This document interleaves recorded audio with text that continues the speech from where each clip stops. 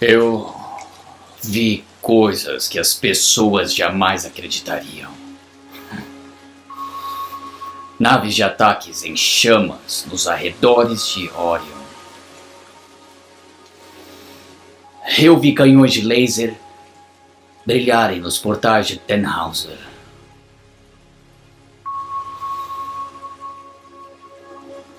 Todos os momentos se perderão no tempo como lágrimas na chuva. Hora de morrer.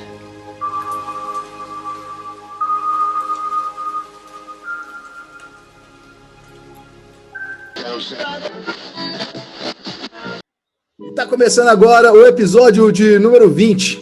Ô bicho, eu nem acredito que já tá chegando no episódio 20. E hoje eu tô recebendo aqui Rafão Ávila, um cara que eu conheci em 2019, Rafão? 2019, Acho né? que foi. 2019. O evento de lançamento do nosso capítulo da Singularity. Um cara incrível que me ensinou coisa pra caramba. Eu não sei nem definir o Rafão, é tanta coisa que esse cara faz, bicho. Vou deixar pra ele se apresentar aí.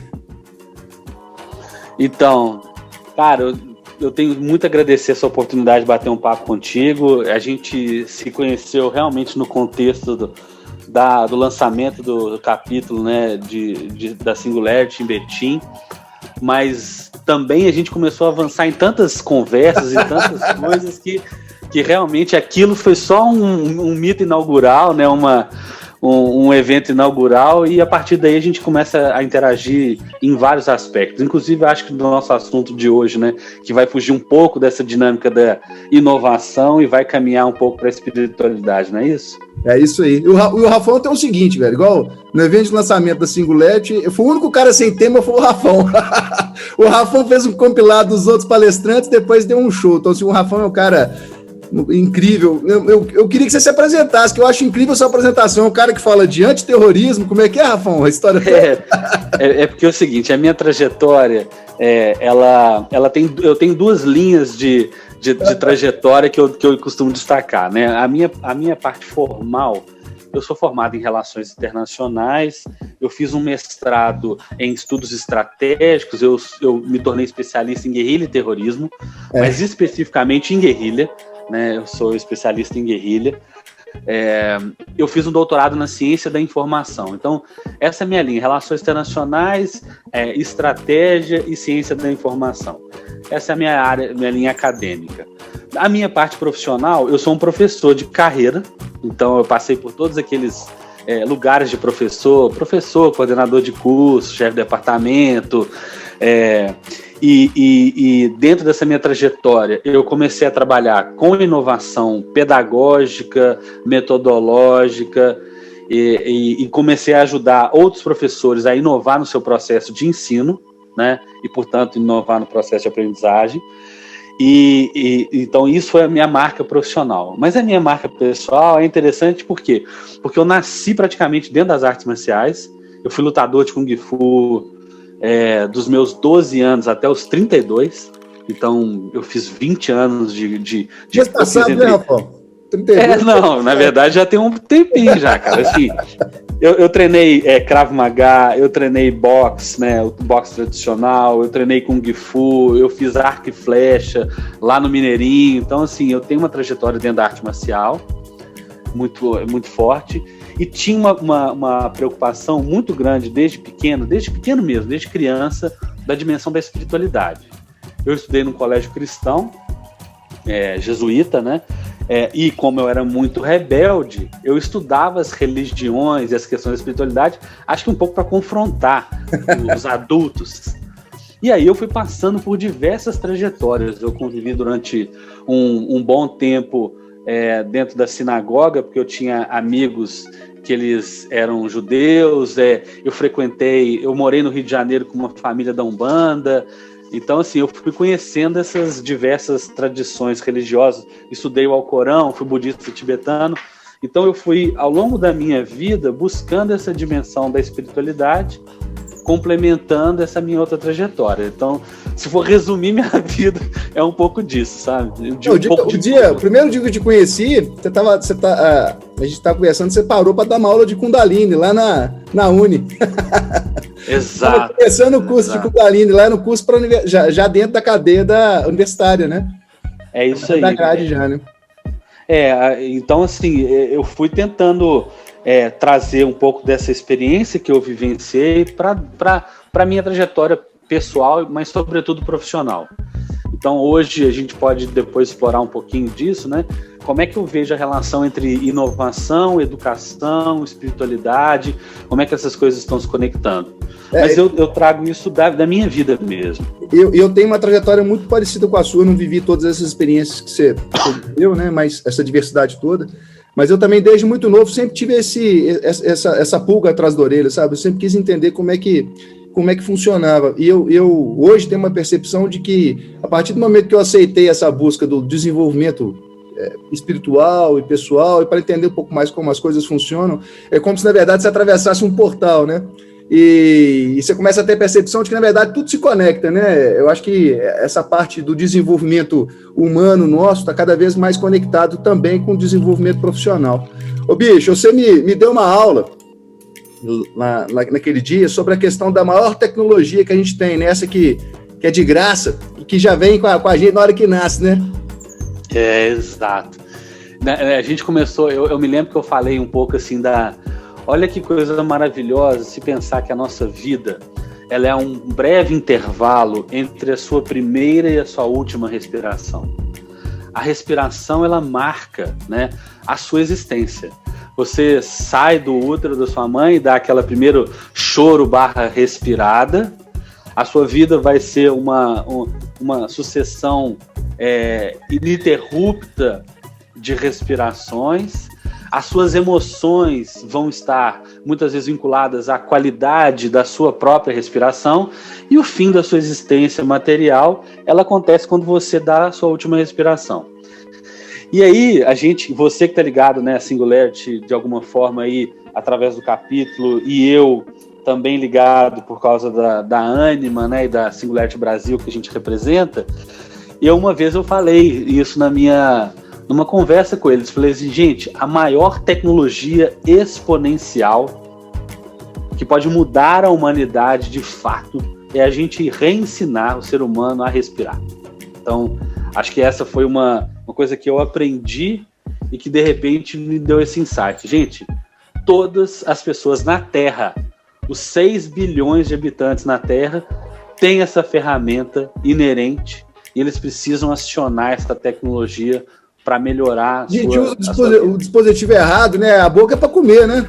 Exato. A gente tem que saber como respirar, a gente tem que entender o impacto que a respiração traz, inclusive na forma como a gente lida com a realidade, com os desafios, com os problemas. Acho que é um pouco desse tom que eu venho trazendo, inclusive para a universidade. Sabe o que me chamou a atenção, cara? Porque são coisas que a gente vai percebendo, né? A questão da tecnologia. Aqui a gente fala muito de tecnologia, de como é que isso pode impactar o futuro, e muitas vezes as pessoas ficam muito preocupadas em como usar determinada tecnologia, em como usar determinado equipamento, e o que vem antes é como é que a gente usa esse equipamento aqui, né? Porque se você for parar para pensar, esse equipamento aqui, o nosso corpo, ele serve de referência para uma série de tecnologias que surgem aí, né? Inteligência artificial, enfim, tantas outras. Se a gente não sabe como é que esse equipamento aqui funciona, como é que você vai dominar a outra tecnologia, sabe? A gente tem o ser humano, né? E nós, ultimamente, a gente quer queimar muito etapa, sabe? A gente já quer passar logo para uma outra coisa e não se aprofunda muito. A gente estava até falando isso aqui antes, né? Essa questão da falta da profundidade, da falta de entendimento. A gente precisa trabalhar um pouco melhor o entendimento da gente, do mundo, para depois, de fato, querer fazer com que as coisas aconteçam, para expandir as nossas linhas de ação. Não sei o que você e quando a gente olha... Cara, quando a gente olha a natureza, ela é assim, né? Ela não queima etapas. A gente não sai correndo, a gente aprende a sentar, depois a gente aprende a engatinhar, depois a gente aprende a andar, depois a gente fica firme, depois a gente pula, depois a gente corre. Então, assim, a natureza, ela nos dá esse entendimento. Agora, a gente tem uma arrogância descartiana, vamos dizer assim, né?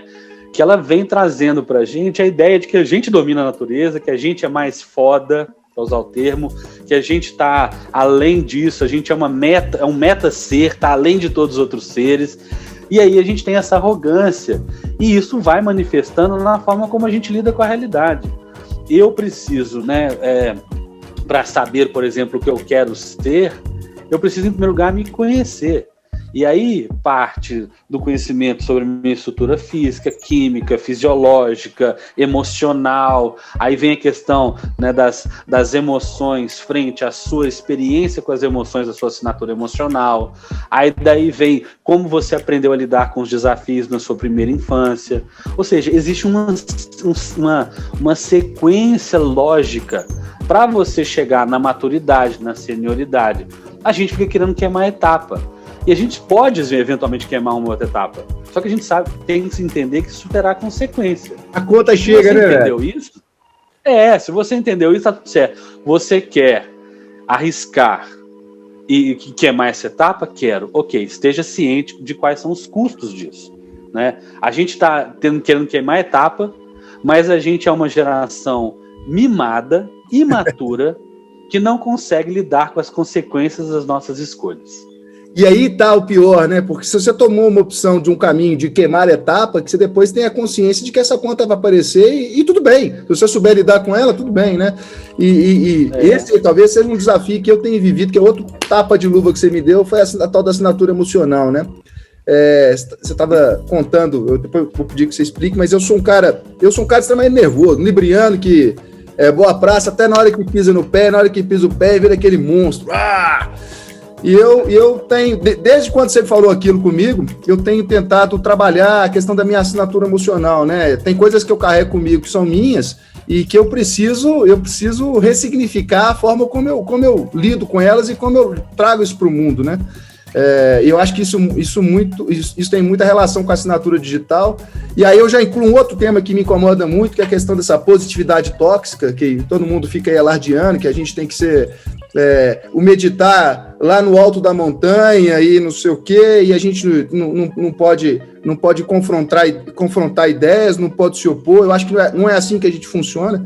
Acho que a gente tem que achar a nossa assinatura digital, achar o nosso tom para trabalhar a gente no mundo e para trabalhar o mundo, entendeu? Eu acho que isso é fundamental e foi outra lição que você me deu que serviu de referência para muita coisa, cara. Então, mas olha que coisa interessante. Isso é humano.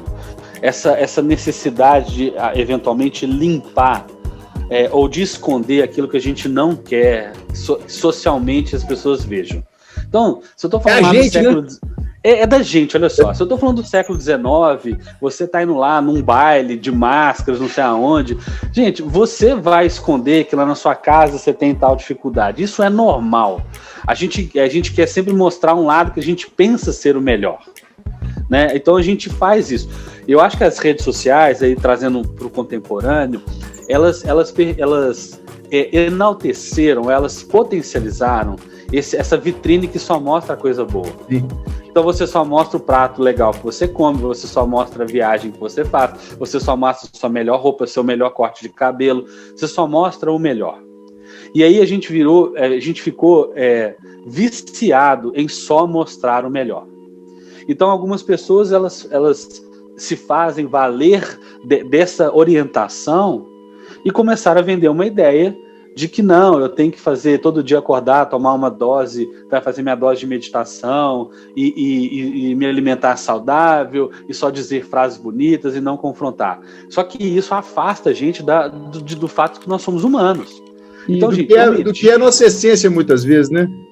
Muitas vezes eu medito, não é porque eu quero ser um sujeito melhor, não, é porque eu não quero mandar o outro para aquele lugar. É simplesmente por isso que eu medito. Eu vou responder um e-mail e eu falo assim, cara, que vontade de escrever cada palavrão nesse e-mail, entendeu? Mas não, eu sento, medito e falo, peraí, existe uma forma mais adequada de eu trazer o meu ponto, né? Isso é a civilidade. Então, assim, a positividade tóxica, ela tem trazido um efeito tão nefasto, mas, de novo, não é desumano, é um efeito, é uma condição humana. Então, para que a gente respira? A gente respira, gente, para nos conectar com o agora, com o momento presente. Para diminuir um pouco a nossa dependência do futuro, que nos gera ansiedade, ou do passado, que de alguma forma nos traz nostalgia. Eu respiro para poder dar um tempo para mim mesmo e encontrar um caminho em que eu entenda que aquilo que me foi dado de mensagem me afetou. Então, tudo que a gente recebe, gente, de forma consciente ou inconsciente, nos afeta. Nós somos energia, nós somos água, nós somos energia, nós somos átomo. Então, qualquer coisa... Com a tecnologia, viramos uma grande antena captadora, a gente capta ainda muito mais e capta mais energia, porque tudo é energia. Tudo é energia, né? Então, assim, a gente está captando energia o tempo todo. Você recebe isso, isso vai te gerar uma emoção. Gente, as emoções primais, elas são presentes em todos os seres, todos. É raiva, é nojo, é medo, isso está em todo mundo. Fisiologicamente e quimicamente, né? A gente carrega isso dos ancestrais até hoje, inclusive. Exatamente. Então a gente está ali, a gente tem 6 reações primais básicas e a gente vai sentir. Aí não vai adiantar, Vinícius vai sentir, Rafão vai sentir, fulaninho vai sentir, não adianta, nós vamos sentir. A grande questão é o que eu faço com aquilo. E aí o que eu faço com aquilo pode passar pelo campo da razão. Não, eu não vou responder isso porque hierarquicamente é meu líder, então eu não vou fazer dessa forma, porque, né? Mas tem um outro lugar também que a gente não pode esquecer, que todas as nossas experiências passadas nos geraram um padrão de resposta personalizada, é quase como uma impressão digital, que é a nossa assinatura emocional. Então, como eu lido com a frustração quando criança, 1, 2, 10, 20 vezes, isso vai gerar uma assinatura emocional que, de alguma forma, é um campo de interferência na minha racionalidade no futuro. Então, se eu sou uma criança que sempre respondeu agressivamente, e eu, Vinícius, eu também sou assim, eu sou uma pessoa extremamente tranquila, brincalhona. Olha comigo, acho que a gente é muito parecido, velho. Pisou no meu calo, gente, eu viro o capeta. Então, por quê? Porque quando eu era criança, eu fazia isso. Então aquilo virou a minha assinatura emocional. Então tem o primal, que é a emoção humana, que não tem como fugir disso, todos vamos sentir. Tem a assinatura emocional, que é aquela construção personalizada da sua experiência, e tem a sua racionalidade, que calcula custo, benefício, risco, etc. Essas 3 dimensões, elas estão te permitindo ver como você lida com a vida, com os desafios, com o amor e tudo. A positividade tóxica é um remédio artificial que esteriliza o humano que existe entre nós. E nós estamos cometendo, né, Vinícius, o mesmo erro. A gente quer criar a inteligência artificial humanizada. Essa é a grande meta humana. Eu vou em um monte de eventos de inovação. Não, porque inteligência artificial, nós vamos fazer assim, assim, assado. Aí eu falo, beleza, só que vocês estão esquecendo de uma coisa. Nós estamos criando humanos robotizados, que estão tentando extirpar deles o que é humano, o que é natural. Então isso é um erro. Exato. Aí, cara, tem uma coisa que você falou do século XIX, aí já passa um monte de coisa na minha cabeça, porque a positividade tóxica acaba servindo para anular muita gente, né? Muita gente vai se anulando diante dessa questão de seu falso positivo, né? E eu acho que a gente precisa trabalhar mais essa questão da assinatura emocional, até para a gente encontrar o tom certo para lidar com certos assuntos e provocar mudança de algumas fronteiras, né? A gente falou num podcast aqui passado sobre a questão do racismo e da diversidade e tal, e a gente estava levantando um ponto aqui de uma frase da Angela Davis, que ela falava que não basta você não ser racista, você precisa ser antirracista, né? E nesse ponto a gente discutiu sobre encontrar o tom, encontrar a maneira certa de levar essas coisas a cabo, né? De levar essa discussão de uma maneira aí positiva, da maneira certa, para provocar assim a mudança e para as pessoas repensarem e buscarem caminhos novos. No século XIX, para mim, a gente carrega de novo, né? A gente vai entrar dentro de um condicionamento e sai carregando isso pro resto da vida sem pensar muito o que está fazendo. Essa história polarizada de direita e esquerda nasceu lá no século XIX, quando ainda existia uma guilhotina. sabe? Existia uma guilhotina cortando a cabeça do povo, isso não existe mais, mas a gente continua carregando essa história, de esquerda para um lado, direita para o outro, e polarizado. Eu acho que se a gente de fato assumir que a gente tem todo mundo tem consciência, todo mundo pensa, todo mundo tem opinião, todo mundo tem a sua assinatura digital e todo mundo tem condição de dialogar em prol de um objetivo, eu acho que as coisas vão ficar mais fáceis, né? Hoje estão nos roubando até a nossa capacidade de interpretar o mundo e de dialogar, cara. Isso não dá para continuar assim. E aí eu tô falando dentro de casa, dentro da sociedade que a gente vive e até dentro das empresas. Estou falando de uma maneira geral. A gente precisa se libertar um pouco disso, sabe? Então, acho que você vem construindo uma perspectiva interessante. Olha só, o cérebro humano, ele precisa do contraste. Na verdade, ele melhor opera no contraste. Ele foi uma ferramenta, né, criada para resolver problemas. E quanto mais contraste existe no problema, mais fácil é para ele. A grande questão é que, para além do cérebro, existe, né, a emoção, existe a assinatura emocional, existe a racionalidade, existe uma série de outras, existe a mente, né? A professora Carla Tiepo da neurociência vai dizer, não, a gente é monista, cérebro e mente são a mesma manifestação. Para as religiões, não, é dualista, existe a alma e existe o corpo, sabe? Então, assim, Deus, né, do Instituto também não é assim. Então, assim, isso é ótimo. Agora, a minha pergunta, e aí é uma pergunta que eu faço assim, legitimamente, é assim, são talvez duas dimensões.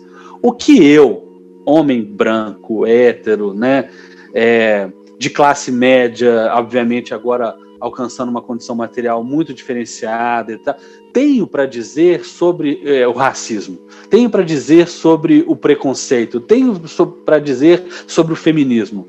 Eu tenho pouco a dizer, no sentido de que eu não consigo, de forma plena, estar no lugar desse outro.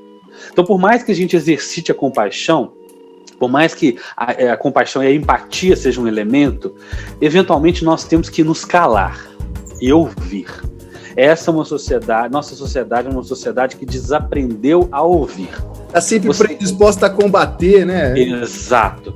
Então, assim, a essência, a gente aprende a ler, a gente aprende a escrever na escola. A gente aprende a falar, né, a fazer apresentações.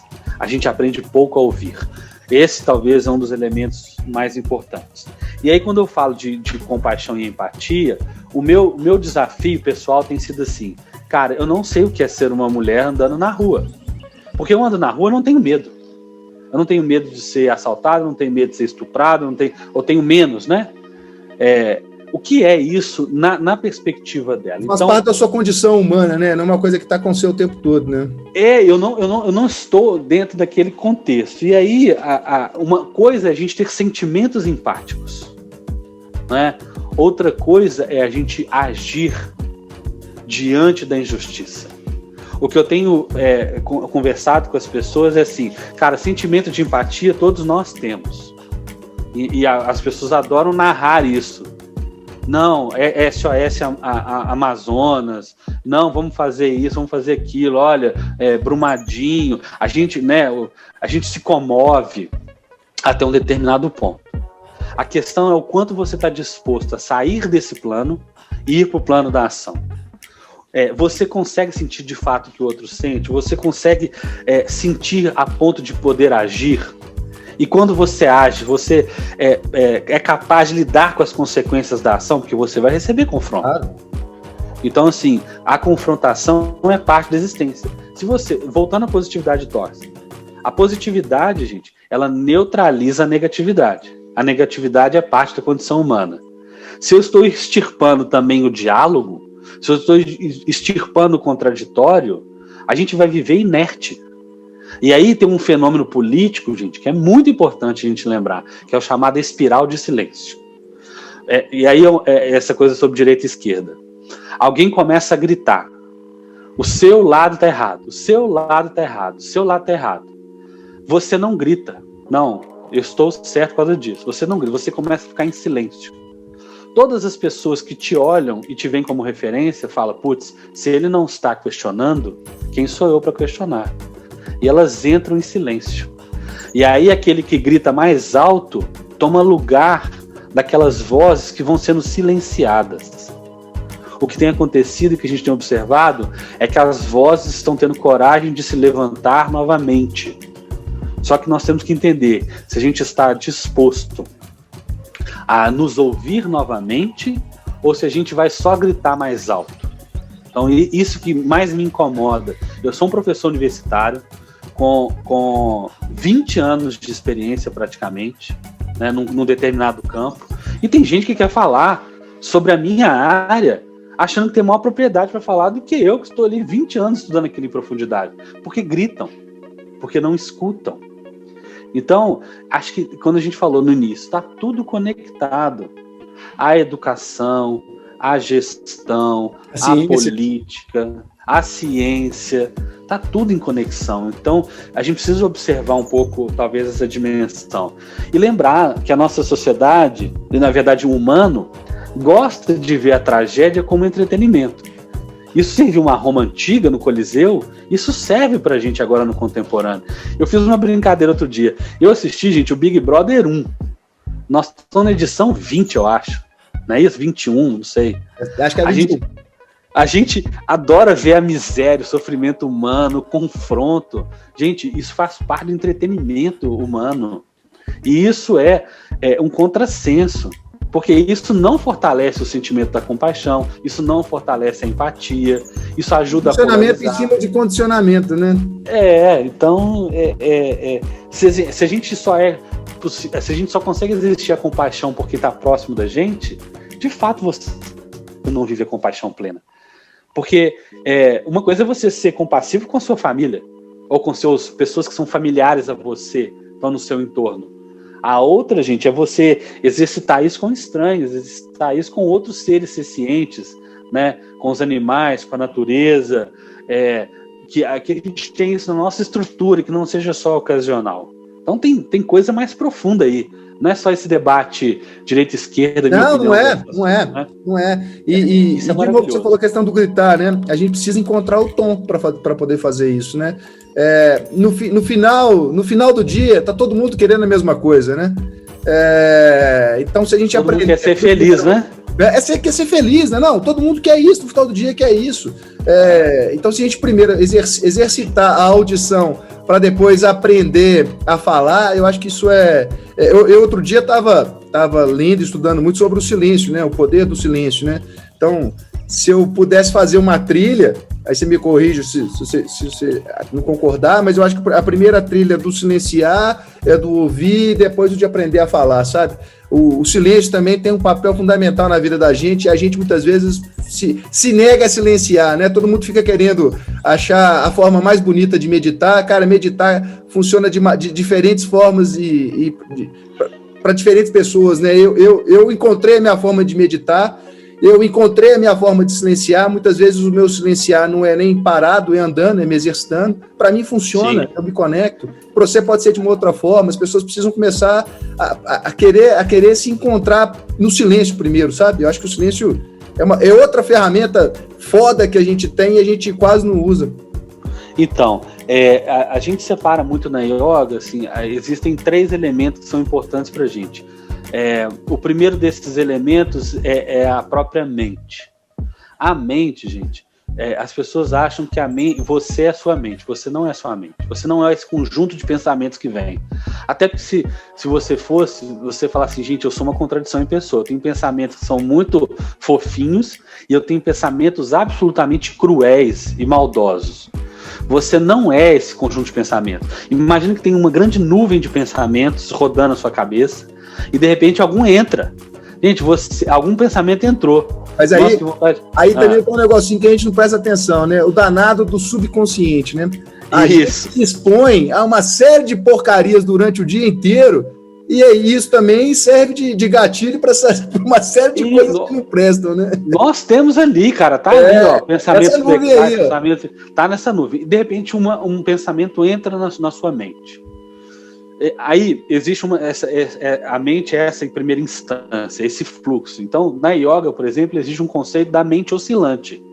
Gente, você não consegue calar a sua mente totalmente. Isso tem que estar claro para as pessoas, porque elas acham que meditar é calar a mente. Silêncio total, né? Não existe o silêncio total, absoluto, vazio. Não existe. Não. Aí tem uma segunda dimensão que é importante, que é uma manifestação da própria mente. É uma manifestação chamada buddhi, ou intelecto.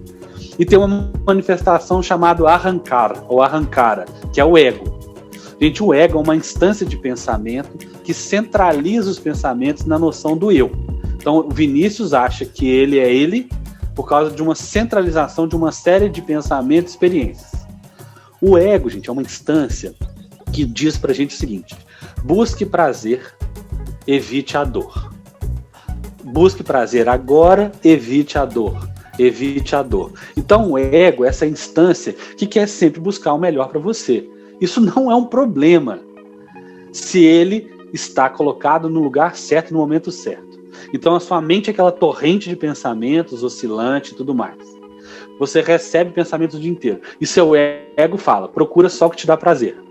As pessoas acham que elas são ou a mente ou o ego. E na yoga a gente diz, você não é um nem outro, você é a sua consciência. Que no limite, gente, são as escolhas que você faz a partir de uma pequena escala, que é o que eu uso para educar minha filha. Não sei se faz sentido para você.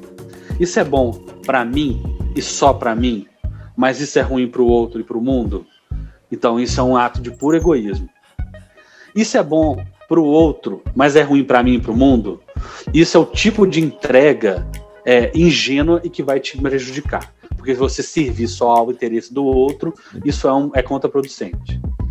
Agora, se uma coisa ela é boa para você, para o outro e para o mundo, cara, essa é a chave da resposta. Essa é a chave da sua consciência. Essa é a dimensão dos seus valores. Então eu posso estar ali, me acordando de manhã e pensando, porra, vizinho saiu da garagem, bateu no meu carro. Que vontade de pegar lá e destruir o carro dele, enfiar a mão, sabe? Sei lá. Pô, isso não é você. Isso pode até te dar um prazer, pegar uma marreta e marretar o carro do outro. Mas isso não é você. Você é o quê? Você é essa consciência. E aí você se ancora naqueles valores e age a partir dos valores, não do que do seu ego quis fazer imediatamente. Porque pessoas nervosas, ou Vinícius, como nós, estou entendendo, a gente querendo não sente um pouco de prazer em confrontar, em enfrentar, em desafiar. Né? Então isso está na nossa assinatura. Mas isso é parte do seu valor? Você vai enfrentar todo e qualquer... Você vai fazer isso o tempo todo? Não. Então você é a sua consciência. Então a gente chegou no contemporâneo incapazes de perceber essa diferenciação. E sabe quem te ajuda? A respiração. Ao aquietar a mente. Então eu vou me permitir dizer, imagina que sua mente é um rio. O que você faz é ir criando uma série de pequenas barreiras através da meditação, da respiração, do silêncio, para fazer com que o curso do rio diminua a sua velocidade. Seu fluxo de pensamentos vai diminuindo aquela velocidade. Toda vez que você medita, toda vez que você se silencia, toda vez que você se torna presente alimentando, você diminui o fluxo e você consegue escutar primordialmente a si mesmo, que é algo que a gente também não tem feito. Não tem feito. Aí você, conversando aqui, outra coisa, né? A gente tem esse ímpeto mesmo de desafiar, né? De provocar, né, Rafa? Uma coisa que tá na gente, né? E, de certa forma, é o que a gente tá fazendo aqui. A gente tá tentando provocar as pessoas, né? A saírem de algum condicionamento, né? Mas o que a gente tá fazendo aqui também é tentar encontrar um tom para fazer isso, né? Para fazer isso de uma forma que seja boa e que seja sutil e que não seja tão agressiva como muitas vezes a gente já foi, pelo menos eu já fui, né? Gritar, não assim, eu escrevi sobre isso acho que você deve ter lido lá no meu LinkedIn. Às vezes a gente tem que entender que a gente pode trazer todos os argumentos do mundo. Se a pessoa não entender que ela precisa mudar por ela mesma, não adianta. Não adianta. Assim, Como Curar um Fanático, né? Assim, tem esse livro e tem, na verdade, uma empiria muito grande já em entender que muitas vezes a gente construiu as nossas percepções do mundo na nossa infância. Até os 7 anos, 10 anos, a gente constrói muito do que vai ser a nossa estrutura de valores, de crenças e de perspectivas. Eventualmente a gente não consegue atingir esse ponto. Vai precisar da pessoa, ela mesma, no seu silêncio, ou na sua reflexão, na sua escuta, olhar e falar, realmente eu estou sentindo por mim que não faz mais sentido seguir esse caminho. E aí ela muda. Mas não adianta você ficar ali gritando, faça isso, não faça isso, não vai adiantar. Esse é um erro que eu não tenho evitado cometer. Eu também tenho evitado. Ô, Rafael, mas nós estamos chegando aqui no fim.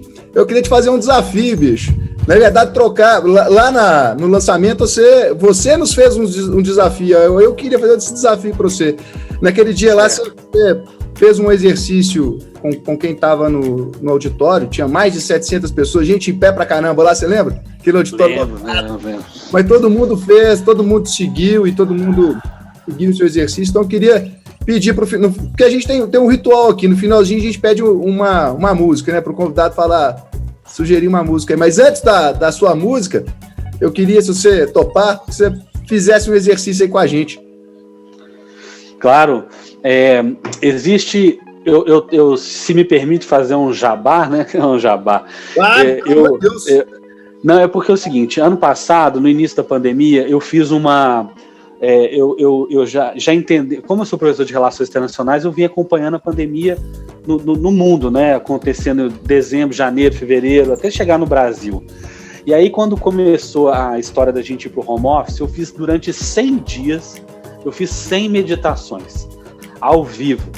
Então, durante 100 dias, eu ensinei 100 meditações para as pessoas. E aí, a gente continua em restrição. Aqui em Belo Horizonte a gente está em lockdown, tem confinamento, não existe uma perspectiva ainda de vacinação para o meu grupo tão cedo. Então, assim, nós vamos passar mais 6, 7, 8 meses em restrição, né? E aí eu propus ensinar meditações de 3 a 5 minutos para as pessoas. E eu disponibilizei dentro do canal da Anima, né, para os alunos, mas, sobretudo, eu coloquei também no canal do Instituto Anima, que é uma área sem fins lucrativos nossa, na Anima, e lá eu ensino 30 meditações de 3 minutos. Então eu queria ensinar uma que é da yoga. Eu vou pôr o link aqui no conteúdo que vai para o YouTube, eu vou pôr o link. Isso. Então, o Instituto Anima é o nosso braço social na Anima. A gente tem 2 principais públicos, mas talvez o mais importante seja o idoso, né? Então a gente tem projetos maravilhosos, a Universidade Aberta ao Idoso e tal. Mas eu pedi para colocar lá, então tem 30 meditações disponíveis, que você gasta 3 minutinhos por dia. E eu queria que a gente fizesse a chamada respiração do oceano. Eu acho que, como mineiro que somos, né, acho que mais gente que não é de Minas vai escutar, mas a gente gosta de ir para a praia, né? E o mar tem uma sonoridade que que nos acalma muito. Então a minha provocação é a gente fechar os olhos, e ao fechar os olhos, nós vamos nos conectar com o som da nossa respiração, que vai imitar o mar. A gente vai inspirar pelas narinas profundamente. Então a gente vai sorver o ar pelo nariz de uma maneira lenta, de uma maneira profunda, consciente. E na hora de liberar o ar, a gente vai abrir a boca e liberar pela garganta. E a gente vai fazer um som trazendo da glote. A gente vai fazer um som que é igual ao mar, que é assim, ó.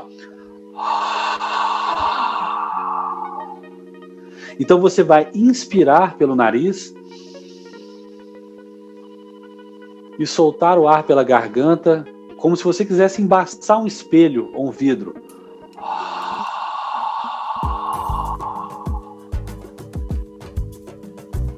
Inspira profundo pelo nariz. Solta o ar.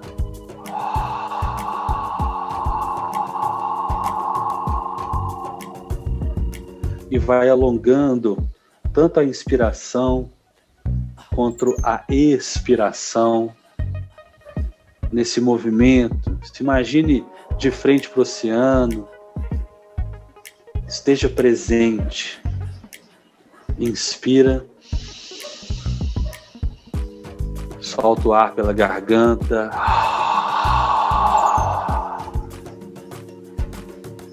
Faça essa meditação por 2, 3 minutos por dia. estando absolutamente conectado, presente, e sinta os benefícios que ela te traz. Essa é uma meditação que eu queria deixar para vocês. Acho que ela ainda não está lá no canal, eu acho que ela é número 26 ou 27, mas vai estar lá. Tem uma série de outras que vocês podem experimentar. Isso te ajuda. Usa às vezes antes de responder um e-mail, ou de ter uma DR, ou de dirigir. Ou vai ter que dirigir, vai pegar um trânsito, sabe que fica nervoso, ou às vezes dirigindo, né? Aí a pessoa vai olhar para você do lado e vai falar assim, cara, que esse cara tá de boca aberta aqui, né? Parecendo um bobo, mas usa para estar presente. O mundo de fazer uma reunião, cara, muitas vezes de fazer uma reunião eu faço isso muito. Exato, assim, o mundo contemporâneo tem sido a gente fala uma disputa pela atenção. As pessoas estão se tornando incapazes de estar presentes. Eu estou fazendo uma reunião, mexendo no celular, eu estou participando, brincando com a minha filha, fazendo outra coisa. Isso nós temos perdido. Se tem uma coisa que a gente pode recuperar com a respiração e com a meditação, é a nossa capacidade de estar presente. Infelizmente, né, nós estamos vivendo um tempo em que a gente não sabe se daqui a 14 dias estaremos aqui. Eu não sei se eu pegar o Covid, se eu vou sobreviver, não é? Então, a gente desaprendeu a viver o momento, e eu acho que a gente devia aproveitar isso, viver plenamente, intensamente a sua presença, e oferecer isso para as pessoas que estão perto de vocês, porque a gente não sabe, a gente nunca soube, né? Mas agora mais do que nunca. O Covid evidenciou essa percepção, né? Aliás, o Covid serviu para ampliar uma série de percepções, né, cara? Exato. E aí eu fiz essa coisa calma, né? Mas eu queria pedir para a gente fechar o nosso podcast como eu sou um apaixonado por futurismo e cyberpunk, eu queria que você colocasse para a gente fechar aí aquela música do Evangelhos do Blade Runner, o Blade Runner 1. Nossa. Marca muito a minha infância lá, a minha adolescência, e eu queria deixar essa música, não para meditar, mas pra gente... Pra curtir. Exatamente. Não, pode deixar na versão do YouTube, no finalzinho, a gente coloca um pedacinho pra turma ouvir. Rafão, cara, você como sempre, obrigado pela generosidade, pelo carinho, pela atenção. A porta aqui está aberta para você. Espero que a gente possa fazer mais coisas, inclusive além de podcasts. Acho que a gente tem muita coisa para contar e para ajudar aí, né não? Obrigado, cara, de novo. Obrigado, você é Valeu, cara. Um abração. Um abraço a todos aí. Abração, cara. Obrigado. Tchau.